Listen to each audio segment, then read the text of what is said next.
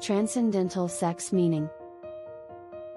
Transcendental sex is not a widely recognized or established term in the field of human sexuality or psychology. The term transcendental typically refers to something that goes beyond ordinary limits or experiences, often having a spiritual or metaphysical connotation. Without a specific context or definition, it's challenging to provide a precise meaning for transcendental sex.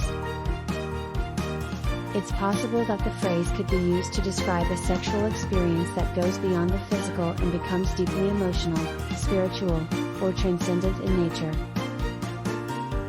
Such experiences might involve a profound connection between partners, a sense of oneness, or a spiritual dimension to the sexual encounter.